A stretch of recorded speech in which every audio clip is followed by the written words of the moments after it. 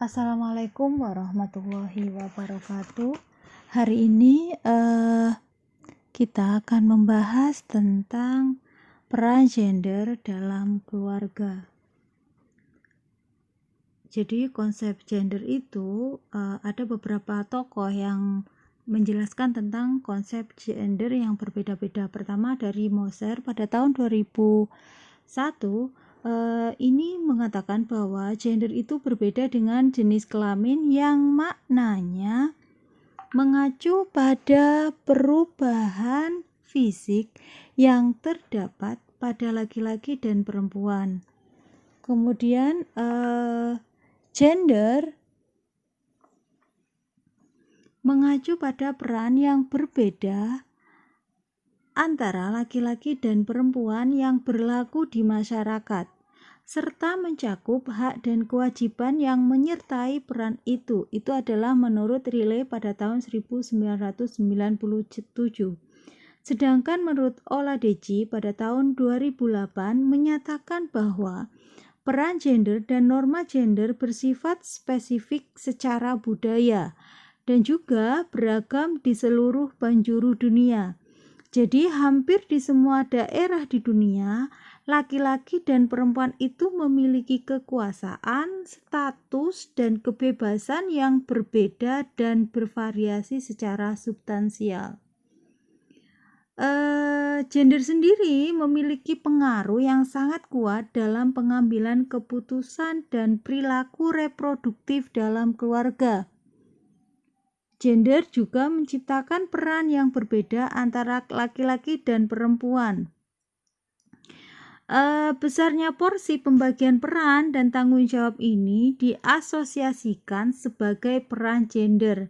Jadi semakin seimbang peran gender berarti semakin banyak tanggung jawab yang dibagi bersama antara laki-laki dan perempuan. Ini juga pengaruh dari budaya, lingkungan, masyarakat itu suku, ras juga sangat mempengaruhi gender sendiri gitu kan.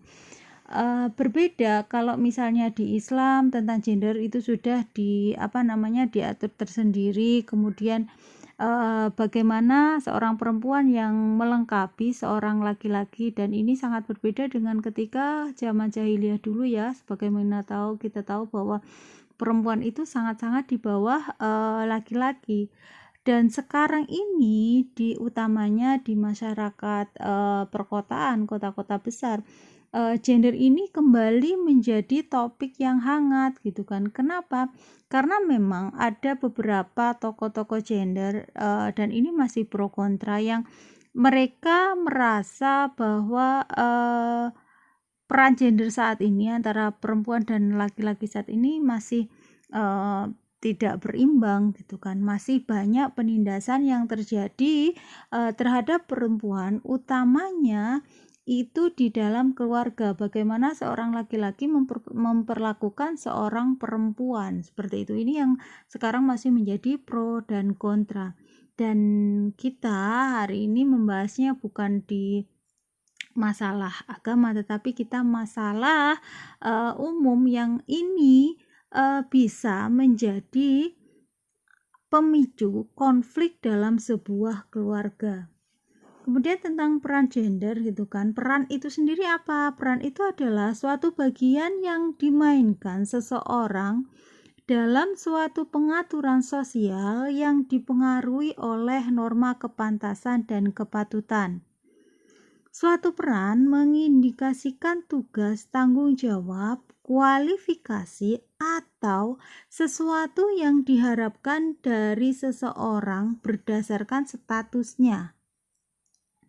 Kemudian peran gender maknanya adalah norma yang diterima dalam masyarakat yang dihubungkan dengan sifat laki-laki atau perempuan dalam suatu masyarakat tertentu. Jadi memang di sini peran gender ini sangat dipengaruhi juga oleh tempat, kondisi, kemudian juga istilahnya kalau di dalam psikologi itu ada psikologi linguistik gitu kan, ada psikologi bahasa. Tetapi kalau untuk peran gender ini memang letak geografis, kemudian budaya, suku itu ya, norma itu sangat-sangat berpengaruh sekali gitu kan. Makanya kan ada memang di masyarakat tertentu yang memang peran perempuan itu memang bukan hanya sedikit, tetapi memang ada di bawah, sangat di bawahnya laki-laki, seperti itu. Kalau kita bicara agama, masalah agama, kalau Islam memang tidak seperti itu. Kalau di konsep Islam sendiri kita tahu, meskipun ar-rijalu qawwamuna 'alan nisa, itu laki-laki di atas tetap pemimpin bagi perempuan, tetapi di dalam sebuah rumah tangga bagaimana seorang perempuan dan laki-laki itu saling berinteraksi, saling membagi peran antara satu dengan yang lainnya, seperti itu memang dibahas gitu kan. Kalau memang di dalam Islam sendiri, kalau agama lain saya kurang tahu ya, karena memang saya tidak mendalami masalah itu, karena latar belakang Islam seperti itu. Jadi meskipun ar-rijalu qawwamuna 'alan nisa, tetapi peran bagaimana Islam itu memuliakan perempuan, memuliakan bagaimana perannya di dalam keluarga, itu sangat-sangat mulia sangat mulia sekali, seperti itu. Jadi tidak perlu dibahas lagi, seperti itu. Kemudian bagaimana dengan kegiatan produktif atau peran publik? Jadi di sini maksudnya adalah kegiatan yang dilakukan anggota masyarakat dalam mencari nafkah. Kemudian dalam kegiatan reproduktif atau peran domestik, bagaimana kegiatan yang berhubungan erat dengan pemeliharaan dan pengembangan keluarga, serta menjamin keberlangsungan sumber daya manusia dalam keluarga yang biasanya dilakukan bersamaan dengan tanggung jawab domestik tanpa menghasilkan uang. Kemudian dalam kegiatan sosial atau peran kemasyarakatan, ini berkaitan dengan kegiatan politik dan sosial budaya. Kita bahas dulu tentang di peran publik. Ini memang di kegiatan produktif ini sekarang itu yang memang mengalami pergeseran yang sangat-sangat besar gitu kan. Kalau di dalam dunia pekerjaan sekarang itu kan memang tidak ada bedanya lagi antara perempuan dan laki-laki. Polisi ada polisi perempuan, tentara ada tentara perempuan, pilot juga ada pilot perempuan. Begitu juga tentang koki itu kan tukang masak itu ya, chef itu kan sekarang bukan hanya terbatas orang perempuan, tetapi banyak chef yang dari laki-laki. Tata rias, kosmetik, itu kan memang sekarang sudah tidak ada bedanya lagi gitu kan. Sekarang itu jadi tidak ada lagi kegiatan yang memang artinya ini khusus laki-laki gitu kan, jarang gitu kan. Dokter aja, dokter kandungan itu ya ada laki-laki ada perempuan, seperti itu. Jadi memang sudah tidak terbatas lagi, tidak ada perbedaan lagi. Tapi memang ada peran yang tidak pernah bisa digantikan gitu kan. Tetapi ini bukan pekerjaan, ini adalah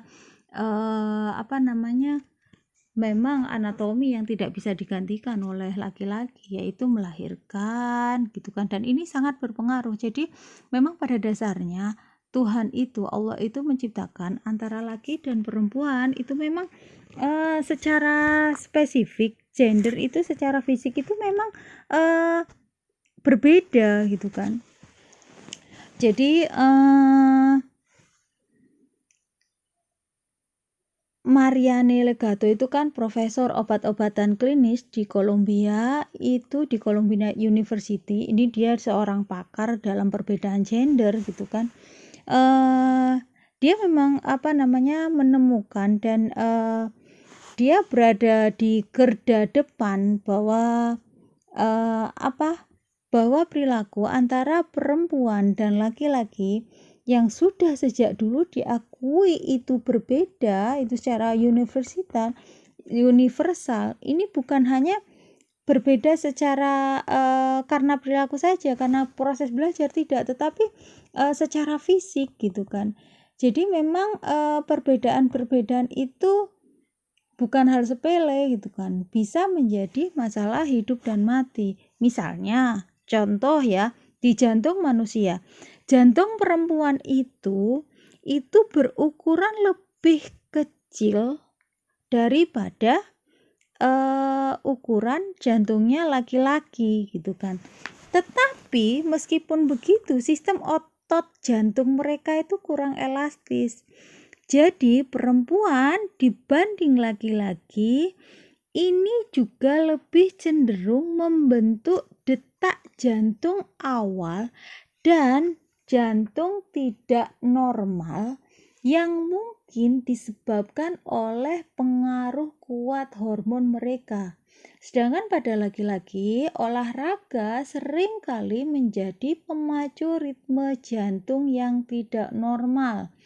Sementara faktor penyebab terjadinya hal itu pada perempuan kemungkinan lebih merupakan perubahan hormon. Ini secara fisik gitu kan. Karena memang tidak bisa disamakan gitu kan. Kita mau menyamakan antara secara fisik saja antara perempuan dan laki-laki itu disamakan secara fisik itu tidak bisa karena memang Tuhan menciptakannya sudah berbeda seperti itu. Begitu juga dalam di sistem di otak ya, di anatomi otaknya juga berbeda. Makanya komunikasi antara laki-laki dan perempuan itu berbeda gitu kan. Cara memahami bahasa antara laki-laki dan perempuan ini berbeda.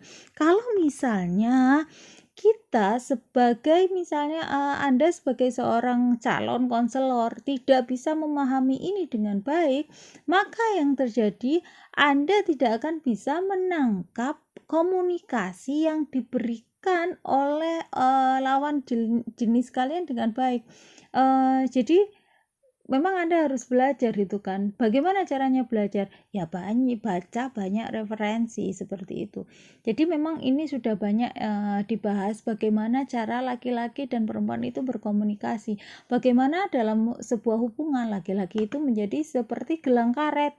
Oh, tiba-tiba dia itu masuk ke guanya sendiri, dia itu menyepi seperti itu. Tetapi pada waktu tertentu dia kemudian mendekat, makanya diibaratkan dengan gelang karet seperti itu.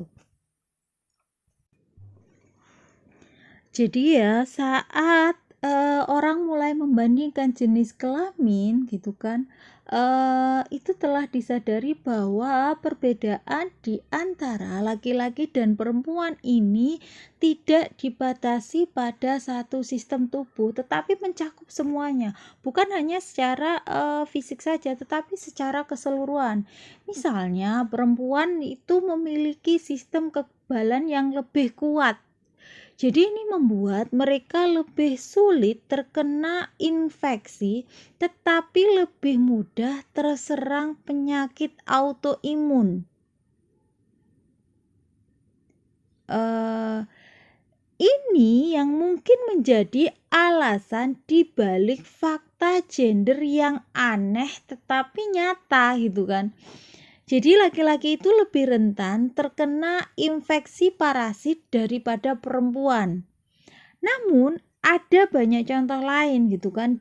Empedu dari hati perempuan berbeda dari laki-laki. Ini menjelaskan mengapa batu empedu itu lebih umum terjadi pada perempuan. Jadi makanan memerlukan waktu lebih lama untuk melalui perut perempuan daripada laki-laki. Dan kulit perempuan itu lebih rawan kerutan daripada laki-laki. Ini menjadi jawaban gitu kan kenapa misalnya laki-laki pada usia 40 dengan perempuan yang usia 40 dijajarkan terlihat lebih muda laki-laki gitu kan. Kok itu usianya seperti bukan 40-an kok perempuan yang usianya 40 itu kan tetapi sudah terlihat lebih dari 40 apalagi yang memiliki banyak anak misalnya seperti itu. Itu kalau secara alami ya, tetapi sekarang kan kita tahu bahwa ada skincare gitu kan yang membuat orang yang sudah usianya misalnya dia sebenarnya usianya sudah 60 tapi terlihat seperti 50. Belum lagi kalau misalnya dia disuntik kolagen, vitamin C, serum dan lain sebagainya. Ini kalau kita bicara secara alami seperti itu. Jadi laki-laki dan perempuan itu berpikirnya bukan hanya secara fisik ya, tetapi ini juga dari segi kognitif itu kan. Laki-laki dan perempuan itu cara berpikirnya juga secara berbeda gitu kan. Memahami permasalahan juga secara berbeda. Menekankan pentingnya segala sesuatu juga secara berbeda. Dan mengalami dunia di sekelilingnya lewat saringan yang sangat berbeda. Ini perlu diingat gitu kan.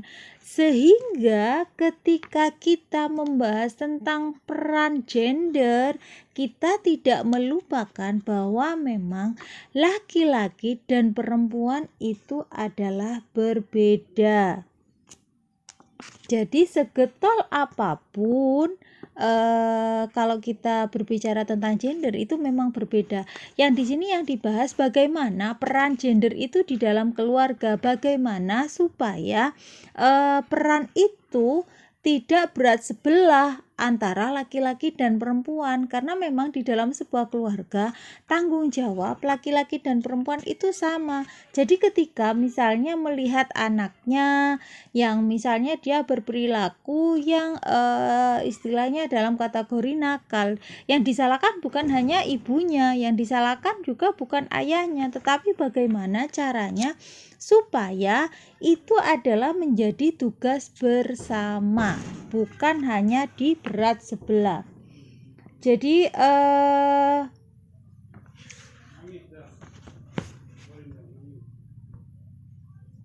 sekarang kita membahas tentang relasi gender dalam keluarga. Bagaimana gender itu dalam keluarga. Dalam keluarga ini kan ada macam-macam gitu kan. Ada yang jenisnya ordinat, atasan dan bawahan. Jadi bagaimana di dalam sebuah keluarga itu seorang misalnya laki-laki dia menjadi pemimpin yang otoriter, atau sebaliknya bagaimana seorang perempuan di rumah itu dia menjadi dia mendominasi, sehingga ada timbulah namanya suami-suami takut.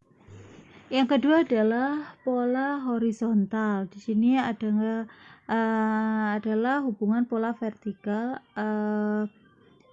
hubungan ordinat dan subordinat. Jadi memang kalau di horizontal ini kan berbeda dengan yang ordinat tadi ya. Bagaimana peran gender itu dalam keluarga. Jadi ini lebih lebih seimbang seperti itu.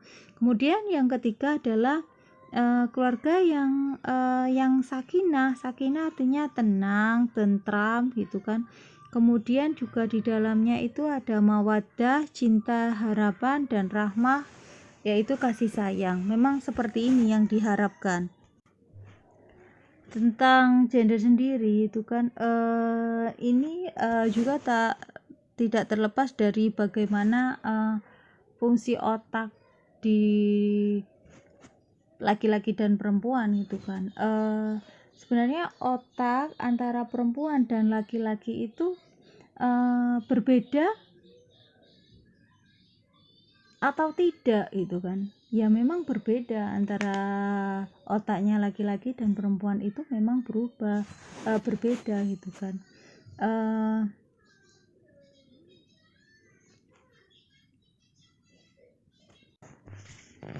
Jadi memang otak laki-laki itu lebih besar gitu kan daripada perempuan.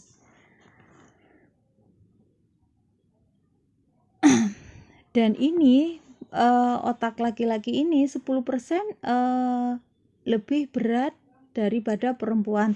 Tapi yang perlu diingat, ukuran itu bukanlah segalanya. Jadi perempuan itu memiliki lebih banyak materi abu-abu dalam bagian tertentu otaknya, serta komunikasi antar sel otak yang lebih rumit dan luas daripada laki-laki, terutama di korteks bagian depan. Lah ini kalau kalian belajar tentang psikologi faal, di sini dibahas bagaimana perbedaan antara otak laki-laki dan perempuan itu, seperti itu.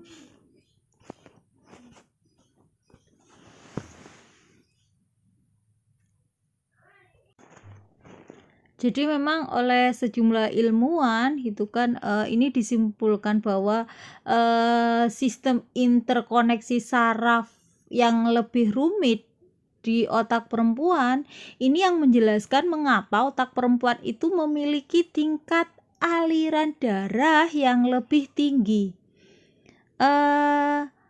Jadi dengan otaknya yang lebih kecil ini, perempuan itu bisa melakukan tawar-menawar dengan lebih baik dan memberikan nilai yang lebih pada uang yang dimilikinya. Hal ini dimungkinkan dikarenakan derajat keterhubungan antar sel yang lebih besar. Jadi memang perempuan itu lebih pandai melakukan beberapa hal sekaligus, sementara laki-laki lebih baik saat berkonsentrasi pada sebuah tugas dari awal sampai akhir. Jadi perempuan itu misalnya di dapur, dia itu bisa masak, bisa nyuci sekalian masak, dia sekalian nyuci sekaligus menangani anaknya. Berbeda dengan yang laki-laki. Kalau laki-laki disuruh seperti itu malah bingung gitu kan.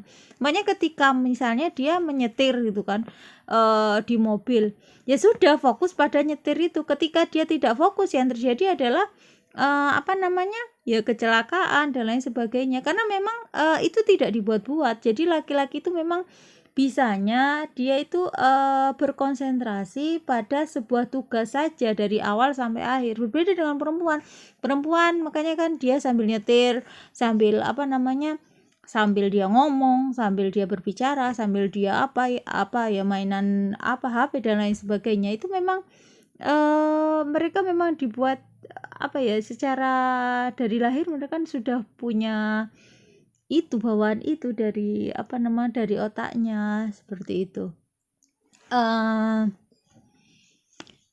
Ya itu jawaban, dan itu yang tidak bisa kita menjadikan bahwa peran gender itu kalau kita memang samakan persis itu memang tidak sama kalau peran di dalam rumah gitu kan, karena memang pada dasarnya otak laki-laki itu memang dia itu secara evolusi itu sudah dilakukan penelitian bahwa memang otak laki-laki itu diprogram dia untuk mencari gitu kan, mencari tempat-tempat yang baru seperti itu. Sedangkan untuk perempuan itu memang diprogram dari lahir, itu sudah diprogram bagaimana dia melindungi sarangnya dari berbagai ancaman. Memang perempuan itu ketika dia dilahirkan itu, coba kalian lihat itu kan pada keponakan-ponakan yang kecil, caranya memperlakukan boneka antara bayi laki-laki, antara anak laki-laki dan perempuan itu berbeda seperti itu, karena memang itu sudah ada di program otak mereka seperti itu. Oke, kalau nanti ada pertanyaan terkait dengan peran gender ini, silakan japri saya ya, karena memang ini bahasanya lebih banyak lebih luas tentang peran gender ini gitu kan.